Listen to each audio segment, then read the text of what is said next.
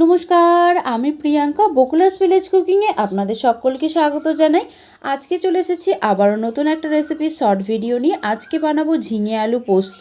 তো তার জন্য গ্যাসে একটা কড়াই বসিয়ে কড়াইয়ের মধ্যে সাদা তেল গরম করে ফোড়নের জন্য দিয়ে দিলাম 5 ফোড়ন, 2টো তেজপাতা আর শুকনো লঙ্কা। 2-1 সেকেন্ড নাড়াচাড়া করে ভেজে নেওয়ার পর কেটে ধুয়ে পরিষ্কার করে রাখা ঝিঙে আর আলুটা দিয়ে খুব ভালোভাবে একবার মিশিয়ে নিচ্ছি আমি।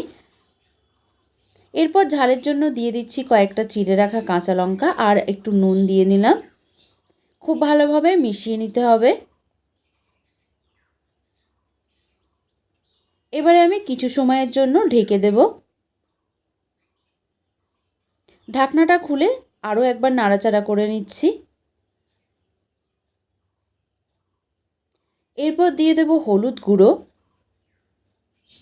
আর দিয়ে দিচ্ছি জিরে আর ধনে বাটা। হলুদটা খুব সামান্য পরিমাণে দেবেন, কারণ পোস্ততে খুব বেশি হলুদ হলে খেতে ভালো লাগে না। খুব ভালোভাবে নাড়াচাড়া করে মশলার সঙ্গে মিশিয়ে নিচ্ছি।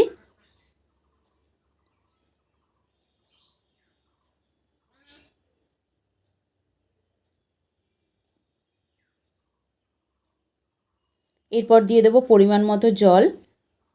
জলটা অবশ্যই বুঝে দেবেন, খুব বেশি ঝোল হলে কিন্তু খেতে ভালো লাগবে না। অল্প পরিমাণেই জল দিতে হবে। জলটা দিয়ে খুব ভালোভাবে মিশিয়ে নিয়ে এবারে আমি কিছু সময়ের জন্য ঢেকে রান্না করে নেব।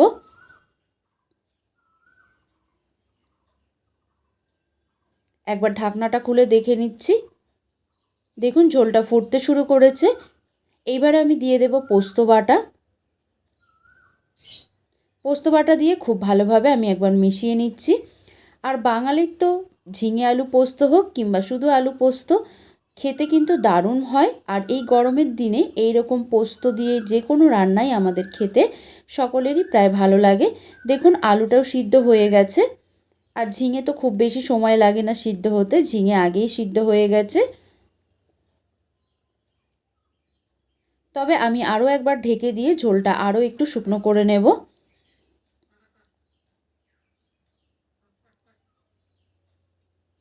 এবার আমি একবার ঢাকনাটা খুলে দেখে নিচ্ছি। দেখুন ঝিঙে আলু পোস্ত আমার একদম রেডি হয়ে গেছে। এরপর আমি একটা পাত্রের মধ্যে নামিয়ে নেব। আর আজকের এই রেসিপি আপনাদের কেমন লাগলো অবশ্যই কমেন্টের মাধ্যমে জানাবেন। ভালো লাগলে একটা লাইক করবেন, শেয়ার করবেন। আর এরকম নতুন নতুন রেসিপি দেখার জন্য আমার চ্যানেলটা সাবস্ক্রাইব করে পাশে থাকা বেল আইকনটি প্রেস করে রাখবেন, যাতে আমি ভিডিও দেওয়ার সাথে সাথে আপনারা খুব সহজেই দেখতে পান। আজকের মতো আসি, খুব তাড়াতাড়ি দেখা হবে আবার নতুন কোনো একটা রেসিপির সঙ্গে।